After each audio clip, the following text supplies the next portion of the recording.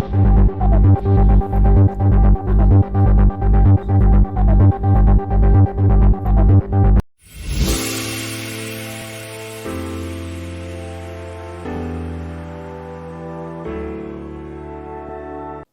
and welcome to today's podcast. I am excited to introduce our esteemed guest, Mr. Anshuman Chaturvedi, a seasoned leader, visionary entrepreneur, and a powerhouse in the technology and consulting industry.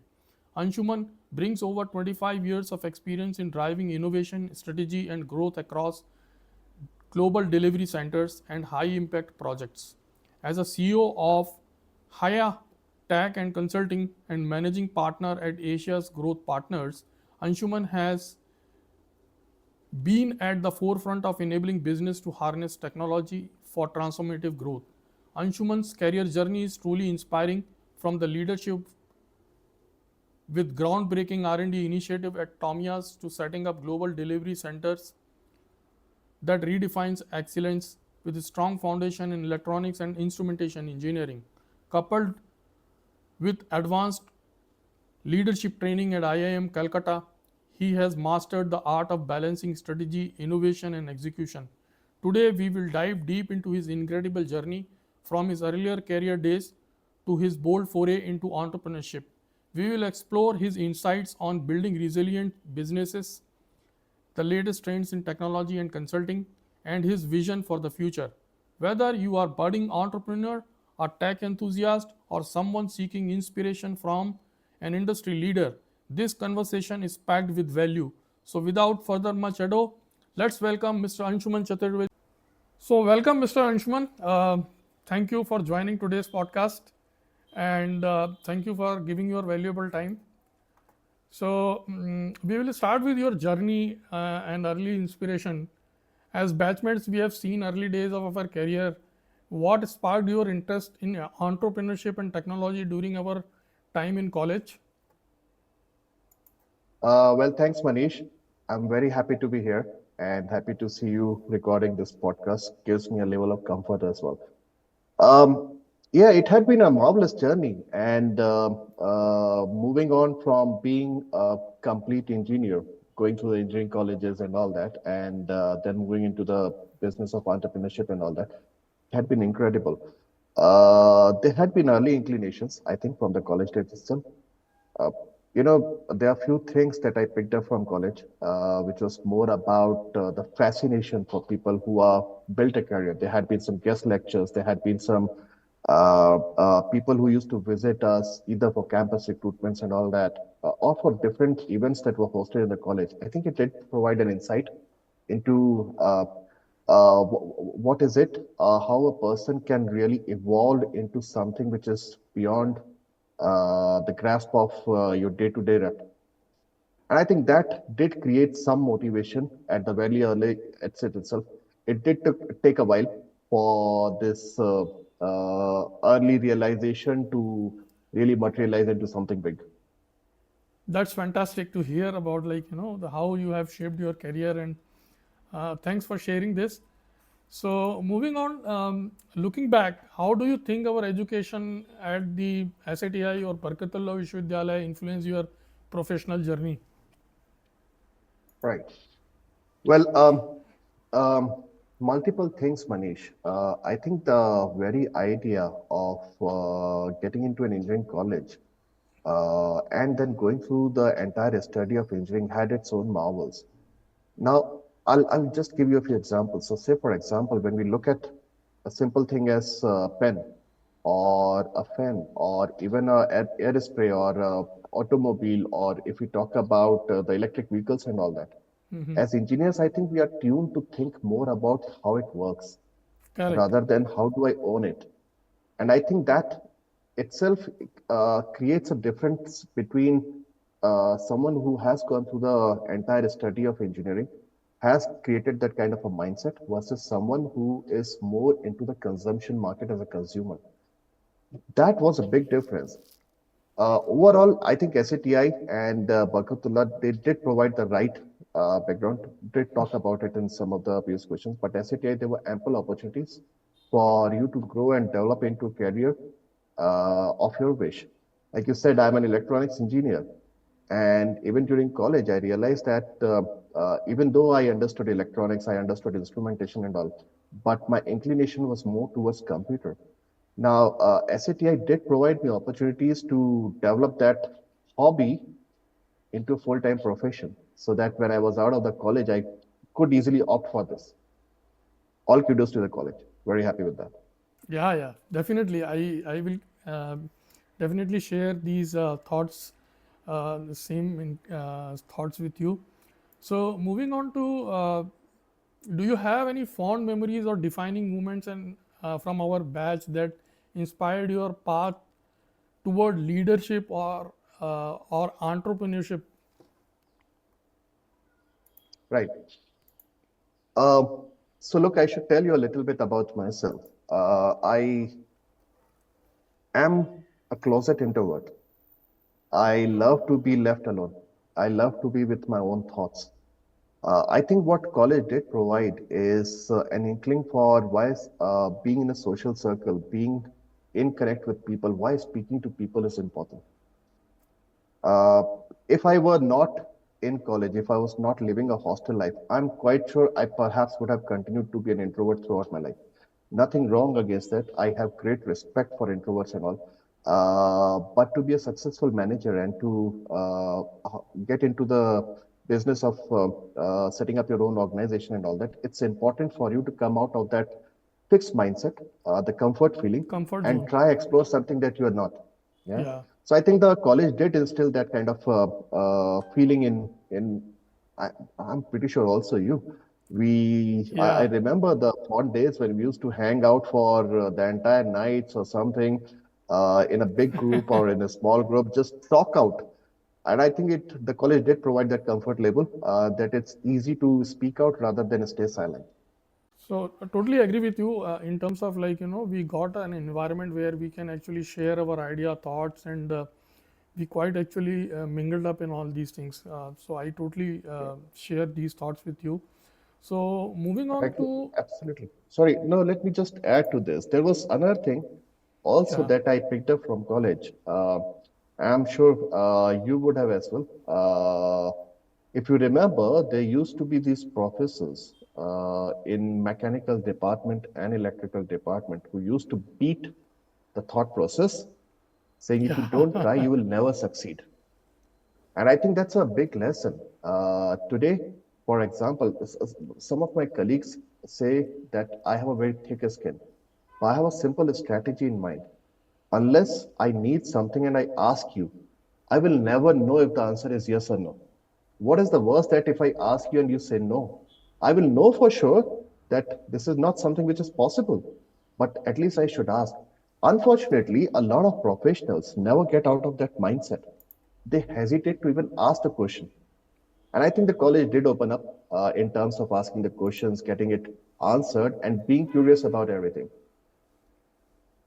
yeah, absolutely agree, right? Open up your mind, sharing your thoughts brings new ideas, and that is what innovation actually cultivates, right? And Right. that's where we have actually grown up something which was very exclusive in our environment, right? So I totally agree with you in that terms. So I think that's very valuable thought process you are sharing with our audience.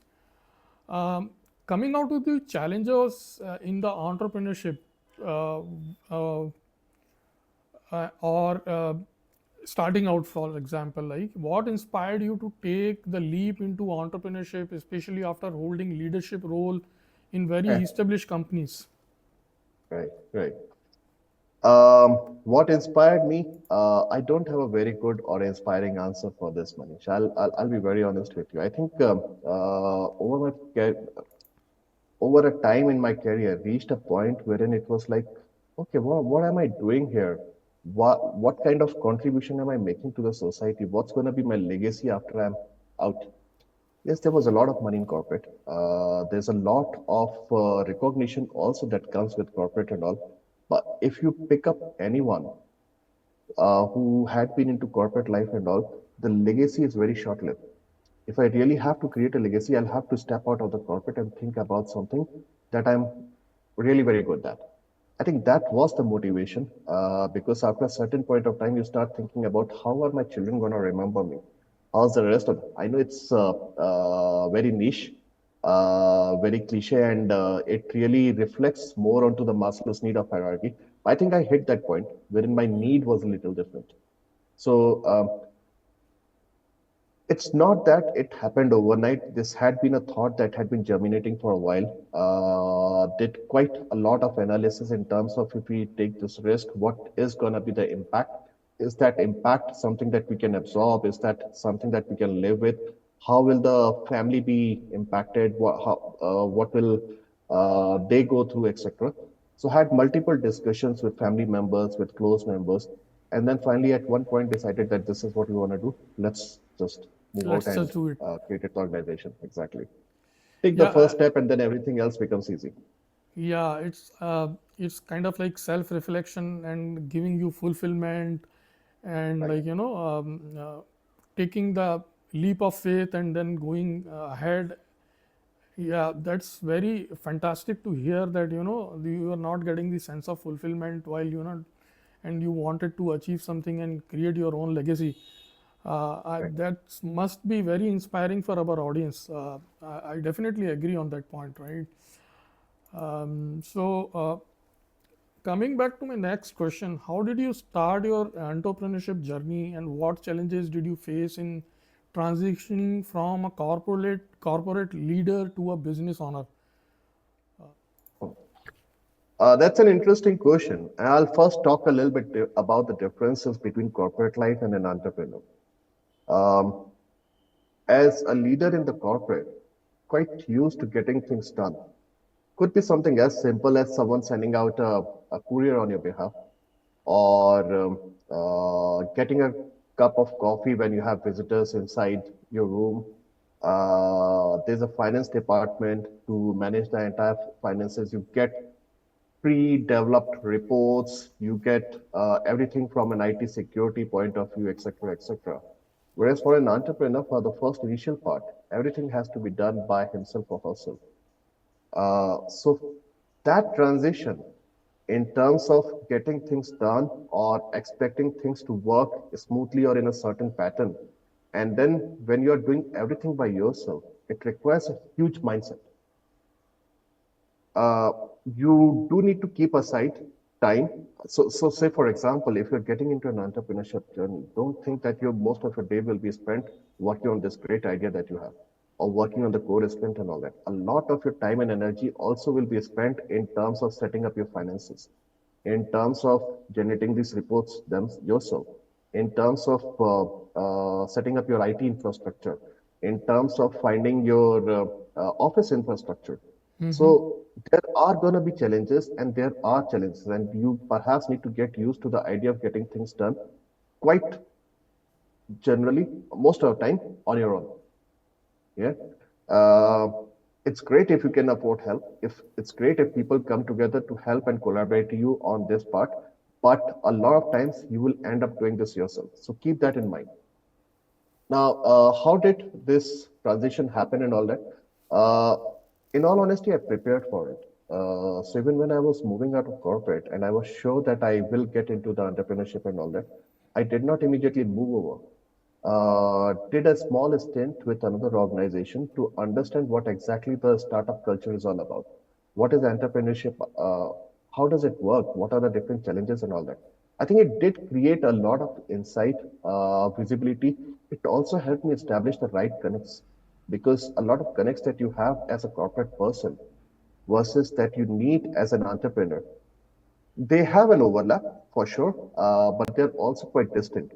So, as an entrepreneur, for example, you may want to piggyback into the startup community, be a part of that community. Whereas, as a corporate person, you do need to leverage this community. So, your insight and circle is more about other corporates and to learn from them on how this community can be leveraged.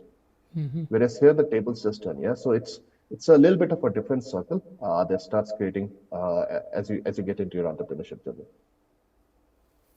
Yeah, that's really awesome. I mean, whatever learning you have gathered must be very encouraging for you all this period of time, and I think the persons or the audience who are actually got some learning lessons from it, like how the corporate life is really different from being an entrepreneur role. So that's a fantastic share, Anjuman. So moving on, so what was your vision when you co-founded Higher Tech and Consulting? How did you identify the gap you wanted to address in the market? Sure. And I know this is an interesting journey or an interesting thought process. We discussed this over, I guess, 1,000 liters of coffee and equal liters of beer and anything. But yeah, it was interesting on how exactly what exactly once we knew, both me and my partner, once we knew that we are getting into entrepreneurship journey and all that. The first problem was, should we work on the great idea? Should we work on filling a gap in the market? How exactly do we carve a niche and other things?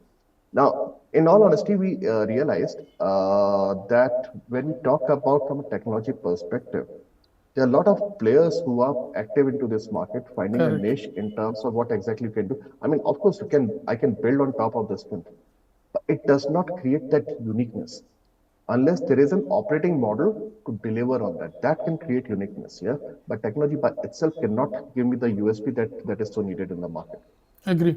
Same also, for example, into the talent space and all. There are so many people who come with the thought process of how your talent can be managed, how you can have your organization processes designed, how you can create effectiveness and all that. That for you to create a USP is going to be difficult. And then we figured out that we perhaps should also look inside on what are our core strengths. So I come from a very technical background, and my partner comes from a very HR, if I may say, or talent background. So he said, let's see if we can somehow bring these two together to create a unique value proposition for our customers. Once we have that clarity, we spent next 3 or 4 months just going through the different processes, different modules, on how exactly it will work out. What is it that we can bring to the market? How can it be optimized? Will it really create a value for our end customers or not? So it was a very interesting journey. I loved that part of our early stage thought process and all that. It did create a lot of insights and a lot of awareness also in terms of how exactly we can go and market. But once we had the model ready, we ran it with some of the few people that were quite close to us and who were equally invested, if not as partners, but in our success. We ran the model with them. We did a simulation exercise for about a month. Okay. And only when the results were good and we could uh, corroborate it back with the data and all that, that's when we said, okay, now I think we have a winning thought process. Let's move ahead with this. So, in a nutshell, you started to thinking about why am I doing, right? So you started from the inside out, right? Why?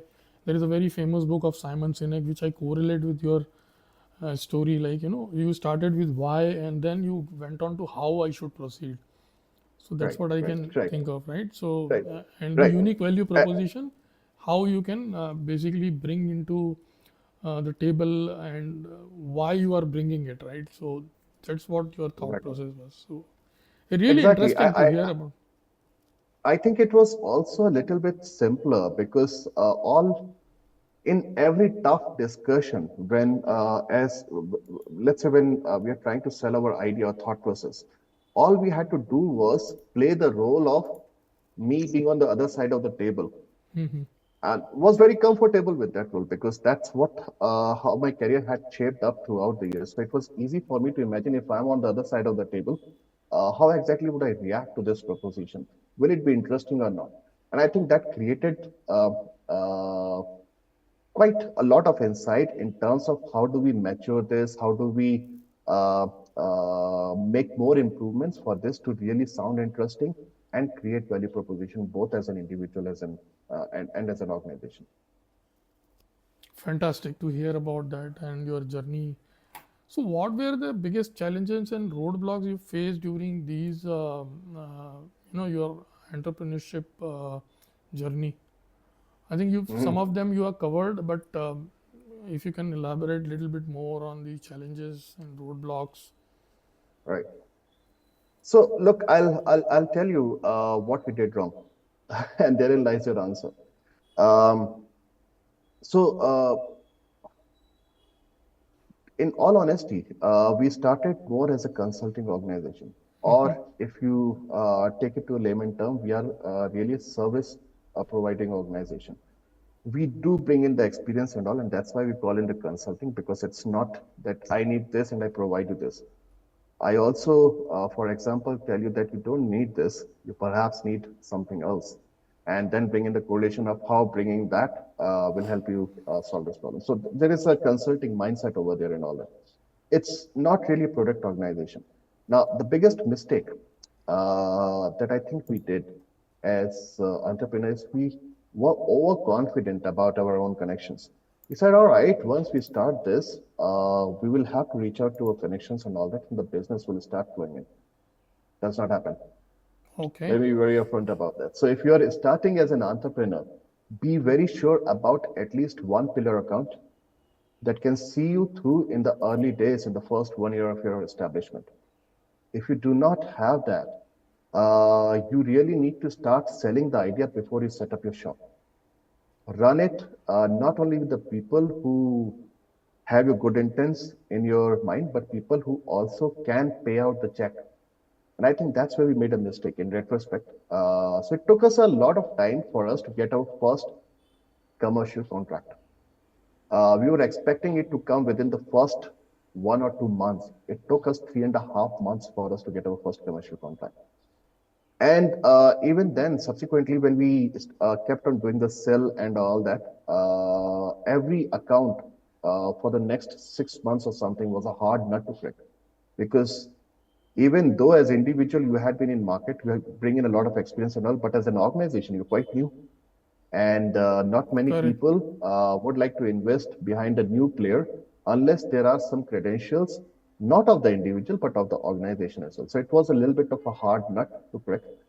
Subsequently, once we started getting into that, things have moved on a little bit easier. So much so that today I'm at that point, wherein even during the initial discussion, we are okay to say no to some of the customers or some of the potentials. In case if they don't, if the value proposition does not meet the requirement or the commercial proposition does not meet the requirement, we are okay to say no to them. The first 9 months, we could not even think about saying no to any business that was coming our way. So that, I think that was the biggest challenge. Uh, Ensure that you have your commercials, your accounts, and your business strategy in terms of the money that you're investing. How will you get? Where will you get your first dollar from?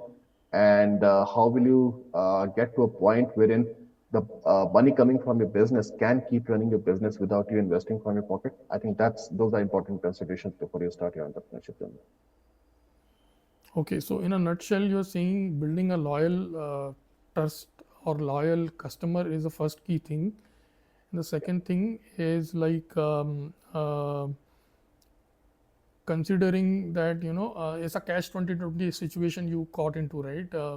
Because Right. you were not having the established market or the established presence, and then you kind of like sort of went into establishing those things. So yeah, it's Right. a Right. very good learning experience, I would rather say, and I think audience would also love to hear those challenges, and they would also get some kind of insight that how to overcome these challenges. Yeah. That's I hope fantastic so. share, Anshuman. So moving on to so what are the some of the biggest roadblocks you've already discussed while setting up a venture, and how did you overcome this? This you already covered. How do you balance short-term challenges with the long-term vision in your entrepreneur journey? That's my next question. Hmm. All right. Um, See, I am of the firm belief that when you start your startup journey or the entrepreneurship journey, never go solo, because Part one, you don't know your decisions are gonna be correct or not. There's no one to really challenge you. Uh, One of the organizations that I had the luxury of observing very closely was the one-person entrepreneurship. So decisions in yes, no, commercial viability, the business case, and all that. Even if the person was making a wrong decision and all that, they were never challenged. So if you are going solo, if you cannot find a partner, create a network of mentors who can still come and challenge you. It's very important to be challenged. Uh, the model that we use is somehow quite similar to that, Manish. So, say for example, if I'm running a certain project, wherein I'm managing the delivery or the account management or something like that, another partner, one of the other senior members within the organizations will play the role of devil, which basically means they will be challenging me or whoever else is doing the delivery on every step. And it's also important for me to get the review done, to be challenged, to counter those challenges so that there's a broader perspective in terms of how exactly we are doing and what exactly we are doing. I think that conversation is important. That keeps yourself glued to the long term vision while you're still doing the day to day exercises, day to day operations, or working on setting up the delivery and other things. But your long term vision is not lost. Your overall uh, sightedness in terms of where exactly you're going with this, is this aligned with what you're finally targeting and all that? That is not compromised. It's important to just have your ideas thrown around, contradicted, with people that you work with, people that you challenge, and if not possible, then with some of the mentors outside. So kind of getting a mentor inside the your team, be it like kind of a director or board of director kind of thing, or maybe be it your peer also, and getting the constant feedback, getting the constant learning. I think these are the some So of the areas you said, right? Correct me if I'm wrong, or if you want to add to anything. Yeah, I'm not trying to say that the person with whom you're running your idea or whiteboarding the idea or brainstorming has to be a board member or a director or anyone senior.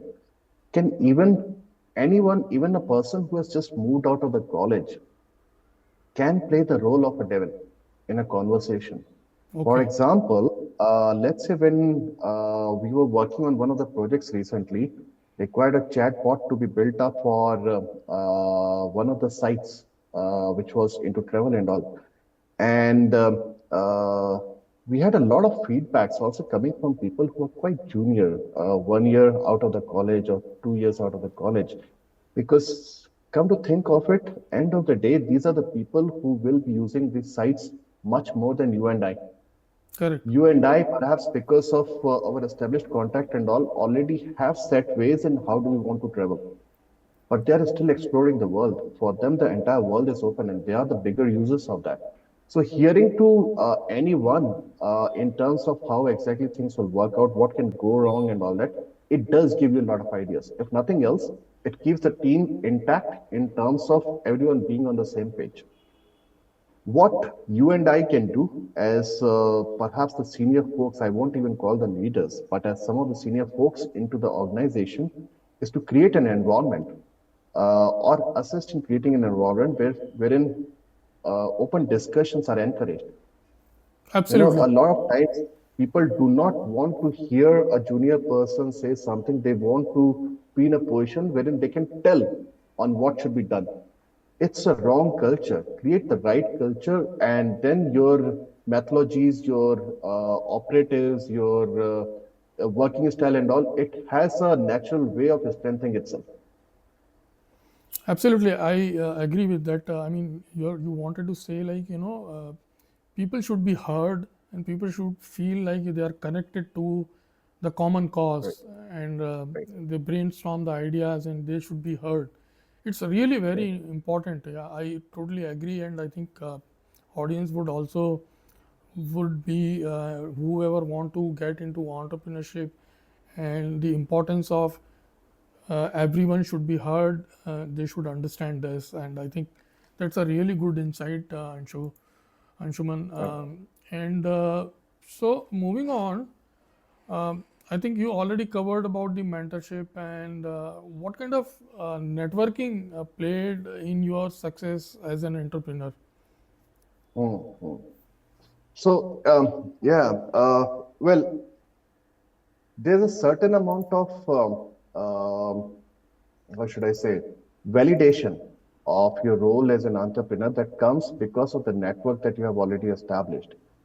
Because these are people who know what you're capable of, people who know what you can do and all that, and they wholeheartedly or warmingly encourage you to move forward. I'm not saying that this network will get converted into your business transactions. It Mm-hmm. will, sometimes it will, but it may take a lot of time.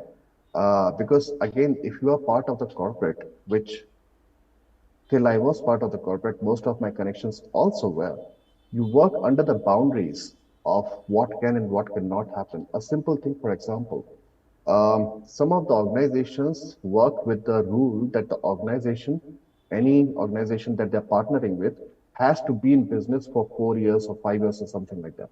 Now, even if I have a very strong network connection over there, they can't do anything because they have to work within this rule. And being one of the sports enthusiasts, I do recognize the limitations with which they are working. We win some, we lose some. But Yes, important thing is that keep networking. Even if one of your network cannot help you, they still are important, both for your mental peace and for your business objectives. Because eventually, let's say if my 4 year moratorium has ended, this person will be able to help me. So stay optimistic always with your network.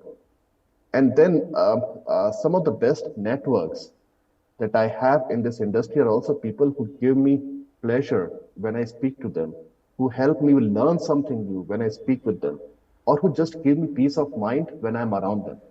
And I think that's the most important part of network, which stays with you forever. absolutely agree with this point, and I think the importance of networking and stay networked is very important in entrepreneurship. I Great. totally agree with you. So moving on to our next question, Anshuman, uh, how do you see entrepreneurship evolving in the tech consulting space, especially with the rise of AI and analytics? I think you are already doing some of the IIoT and analytics thing, and you are into the AI. Can you give a glimpse of what kind of how it is shaping the AI industry, especially the leadership role? What kind of challenges or opportunities? Can you give some perspective to it? All right. Um, See, I think AI is great. It has made life so simple for a lot of people around the world. And I think overall, as Indians, we have adapted really well to it. And immediately post adaptation comes the contribution part, which is where I also see India as a geography contributing heavily to the growth of AI. Even if the early onset was not done in India, the evolution is tremendous in India in terms of the contribution and all.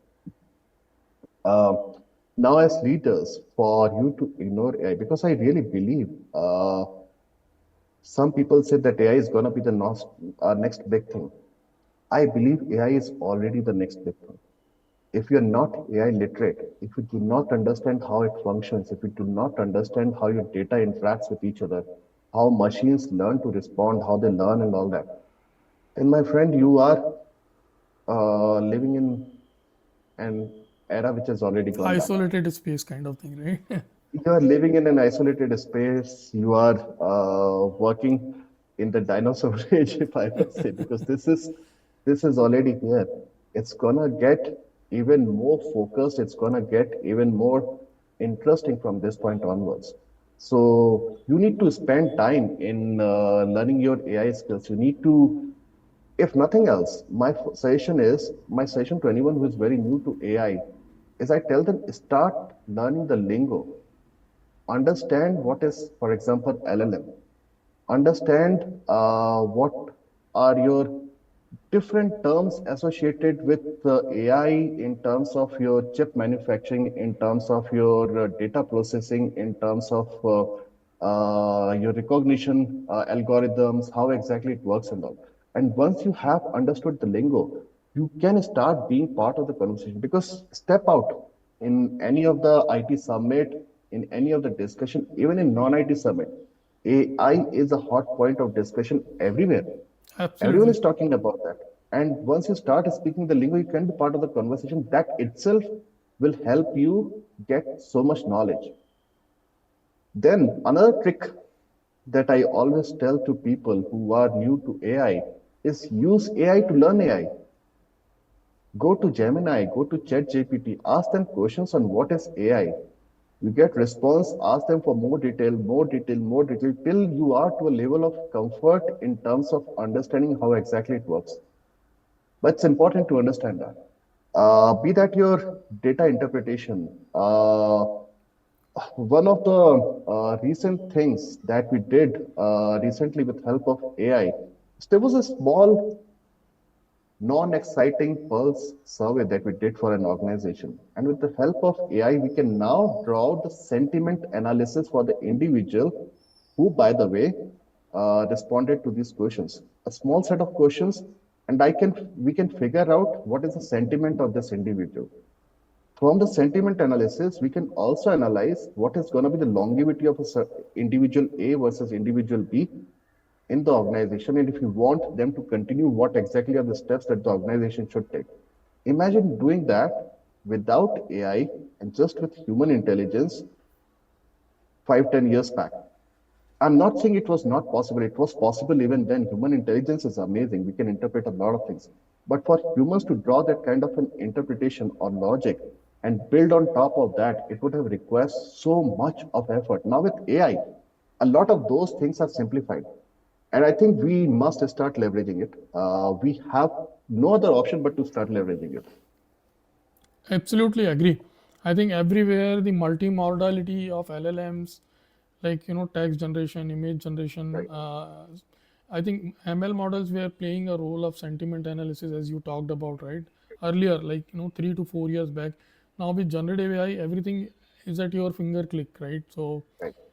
and I was just especially focusing on how the leadership should actually focus on generative AI. That's what actually I wanted to talk about more. Like, how the leader should shape and or try to leverage the generative AI in their day to day. Not, I think you covered most of the aspect, but I specifically wanted to talk about the leadership.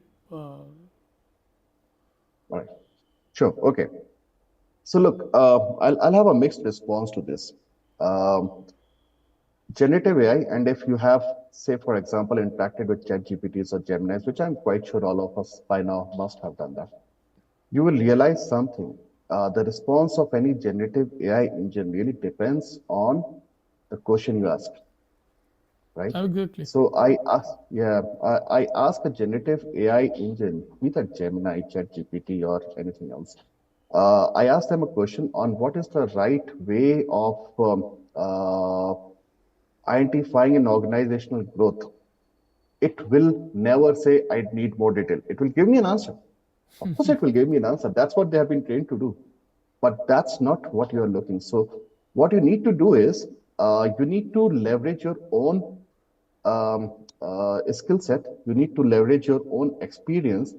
You need to be as specific as possible for generative AI to give you a more specific answer. And I think that's where man and the machine play a good complementary role. The machine can give you as smart a response as you are a smart human To being prompt yourself. it. Yeah. So as a leader, you have to really know your tricks. You have to know your traits. You have to know what exactly is it that you're seeking. What is your vision? What are your challenges and all that?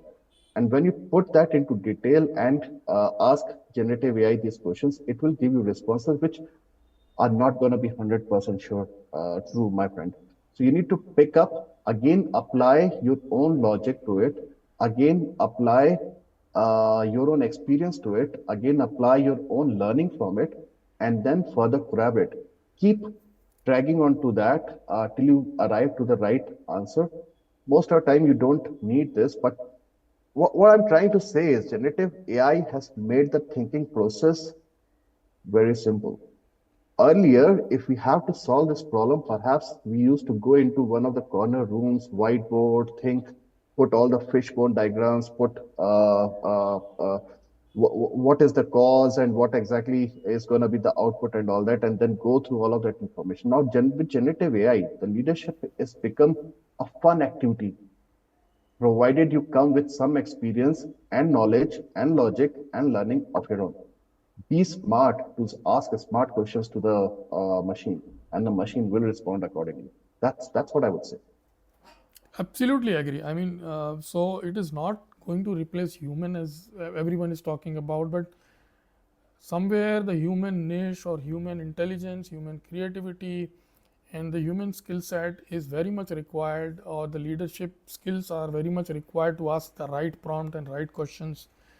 Right. And yeah, so I absolutely agree, and I think audience will also correlate with that. And so moving on to how do you ensure innovation remains at the core of your entrepreneurial ventures? Hmm. All right. Okay. Then I have a question back to you, Manish. And I'm sorry, I'm not trying to interview back, but help me understand, how do you define innovation? In my perspective, like innovation is like, you would try to create something very unique which is not there in the market. That's what my understanding is. If correct me if I'm wrong. So yeah, I think you are a little bit off over there. I believe innovation need not focus on creating something which is not in the market, Okay. or for which there might be a need in the market in the future or something like that. Innovation is doing everything that we do a little better on a day-to-day basis. So your operations could be very innovative, Okay. provided every day you are improving on something. You are trying to find out how you can automate the repetitive part, how you can optimize your work. Even as individuals, what does it mean that you have 25 years of experience, 30 years of experience, 35 years of experience under your belt? If you have not innovated, reinvented yourself over a period of time, if you're still, after 25 years of experience, the same person that you were 25 years before, then you're non-innovative, my friend, and then you're also obsolete. So innovation is more about identifying the areas of improvement in everything that you do. Be that in creating a new product, be that in optimizing your processes, be that in drafting your processes, or be that in validating your processes, operation steps, or whatever else. And I think that brings down to the very core that innovation is really a mindset rather than a process. Think of innovation as a mindset, and it becomes easier to adapt to it. You try bring innovation into the process, it's always going to be a challenge, because unless you don't have the mindset, innovation will never happen. You perhaps will have one team which you'll pay great bucks to do some innovation. They perhaps will do something as well. But for you to sustain it, unless you don't work on creating the right mindset for innovation, it will never be sustainable. Thanks for enlightening on this perspective, Anshuman. It is more of a mindset. The innovation and keep improving is also one of the innovations, as you talked about, right? So Right. that's a very good perspective. I think I myself would correct it, and audience would also understand that what is the need and what is the mindset and kind of creativity would require. And the continuous improvement is also kind of innovation, be it a process improvement Yeah, or legacy process improvement. Understanding those pain points and bringing the new values to the customer is also one of the innovations, I would believe, right? absolutely. That's what you Absolutely. wanted to Yes. say. Yep. Thanks for bringing that perspective, Anshuman. Okay, so if you would go back to when we were starting our careers, what advice would you Ah. give your younger self about entrepreneurship? Mm. Oh, I would love to change so many things, Manish. I think I come from a generation wherein the basics, were the first thing that we were striving for when we started our career. Yes. Having a five-digit salary, having a vehicle, a two-wheeler or a four-wheeler in the first 1 year, and so those were the ambitions. But what I would like to really correct is go back, kick myself in the back, and say, stop focusing on these things. Focus more on how are you improving, because these are the early stages of your career. Spend as much time as you possibly can in improving yourself. All of these things will eventually come. I really like the movie Three Idiots, for example. It does talk Hmm. about that. Improve yourself, and check mark all of these things will come back to you. Yeah. Absolutely. So, Absolutely. yeah, yeah. So I think I would advise myself on that. Uh, in all honesty, like anyone else who completed the engineering and started the career at approximately the same time, uh, there was a lot of time spent focusing on how do I achieve this materialistic things rather than on improving myself. Whereas the focus should have been more on how do I improve myself. So that's what I would like to change really. Other than that, nothing much. I think I had a good life till now. Absolutely. I mean, doing the self improvement and how should you do the value creation in this world is what you are trying to say, right? And Right. I totally agree with that point, and I think everyone should, audience should reflect on this perspective. And thanks for sharing this valuable knowledge, Anshuman. So I have a few more questions remaining. So just we will quickly wrap it up. So I was just wondering, what are the lessons from your entrepreneurship journey that you think they were our batchmates or today's youth can learn from? I think I had talked briefly about some of those when I was talking about the mistakes that I did as an entrepreneur. But if you are looking at starting your entrepreneurship journey, uh, I would suggest a staged approach. First, Okay. of course, spend a lot of time solidifying the thought process. If you are working on creating a new product, see how exactly the demand for this product will be. Do some market survey for sure. Understand how exactly it will be lapped up. Who are going to be your customers, whether this is a B2B product line, B2C product line, and the associated nuances that come with that in terms of how will you sell it. What geographies are going to be impacted? Where will there be demand and all that? But even if this is not a product, if this is more a process or a service or a consulting kind of a startup that or an entrepreneurship that you're looking at, then you need to be very sure on what is the value proposition that you're creating. How will you distinguish yourself from 1,000 other players who are already in the market? What are going to be your key unique selling points? Why will someone be interested in spending their dollars with you? Yeah. So you need to spend a lot of time first getting that clarity. Once that clarity is in place, then the second thing that you of course should do is try to manage your cash effectively. Don't get into a situation wherein you run out of your cash because you have not planned for it. Because eventually it will happen. Even if you start with a pillar customer base or something, and if this customer pulls out, you will get into that situation within 3 to 6 months. And then what is it that you will do? What are your strategies? What are your backup plans? How exactly you will figure out? Do you have enough surplus to see through a year of that period or something like that? If you have, then if you don't have, then please arrange for it. If you have it, then great. You are perhaps already ready to start your entrepreneurship. The third thing is extensive networking. Uh, I think you already irrespective touched of upon it. Yeah. Yeah, irrespective of whether someone is going to get you the business or material output or something, network. At every opportunity that you can, just network. Um, it's important for us. It's not a saying without meaning of man is a social animal, and so is women. I mean, I'm just using the general term. I'm so sorry about that if it hurts someone. But we are a social animal. It's important for us to stay connected, be that for our growth, be that for our well-being, or be that for the opportunity to just share our thoughts with someone else. So invest as much in networking.